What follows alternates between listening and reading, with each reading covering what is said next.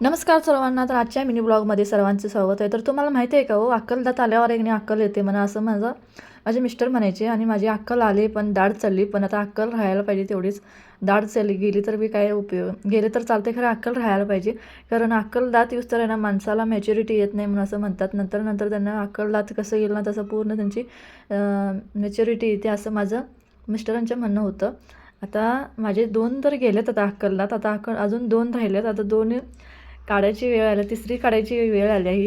तर गेले 15 दिवस झाले माझं दाढ दुखत आहे. तर ते ट्रीटमेंट म्हणजे गोळ्या औषधं खाऊन एक नाही ट्रीटमेंट घेतली, पूर्ण ते सूज आलेली.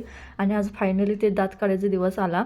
तर इथं मी मेकअप करत होते सिंपल असा. तर आमची सानू इथे मध्ये मध्ये मला येऊन आहे ना 17 प्रश्न विचारत होती. आत्ती तू कुठं जाणार आहेस, केव्हा येणार आहेस, मी पण येऊ काय, माझं पण दात काढतात काय विचार डॉक्टरांना, असं सगळं 17 प्रश्नाला उत्तर देत हूं हूं म्हणत आहे ना फायनली रेडी झाले मी.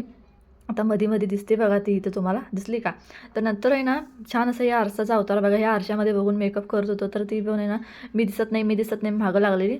आणि फायनली तयार झालो आणि असं छान असा या काळा कोट घातला. तर काळा कोट घातल्यानं मला ही फिलिंग येते की मी कुठं काय LLBचा कोर्स केला आहे का, वकील आहे का. तर मला तर असंच वाटतं की मला कोण तर बघितलं म्हणजे भिणारच की बाबा ही वकील आहे, ह्याला काय ह्याच्या नादाला लागायचं नाही म्हणून.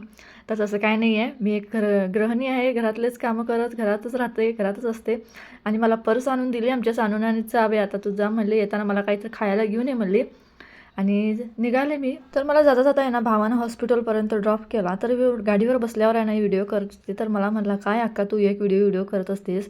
मी म्हटलं तिला की ह्या आठवणी असतात की परत परत आपल्याला मिळत नाहीत, फक्त व्हिडिओमध्ये बघून आपण आनंद राहू शकतो, खुश राहू शकतो, म्हणून मी व्हिडिओ करते. मी कमेंट जास्त करून बघत नाही, कारण अचानक कमेंट बॉक्स उघडला आणि बघितलं तर त्यात एका व्हिडिओखाली कमेंट आली होती की तुला नावं ठेवणाऱ्यांच्या डोक्यात आहे की नाही दगड घे आणि त्यांच्या डोक्यात घाल म्हणून. तर एवढ्या त्या कमेंटला हसलो मी, काय सांगू त्या.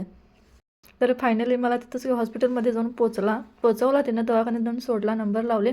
आणि बघते तर एवढा नंबर लागला होता ना दवाखान्यात की सगळ्या आज महिला मंडळांचाच ग्रुप होता.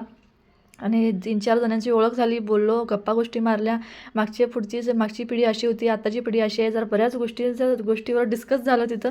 सगळ्या महिला मंडळांचा बसून 3-4 नंबर लावला. 2 तासाला नंबर आल्यावर दात काढायला गेले. आत दात काढायला गेल्यावर ते सगळ्या मिशनी बघून मी तर भिवून गार झालेले. आणि दाताचं बूल द्यायचं इंजेक्शन दिल्यावर आहे ना मला तर सुंदच झालं की नाही हेच कळत नव्हतं. तर डॉक्टर म्हणला तुम्ही भिवू नका, नाही तुम्हाला काही होणार नाही.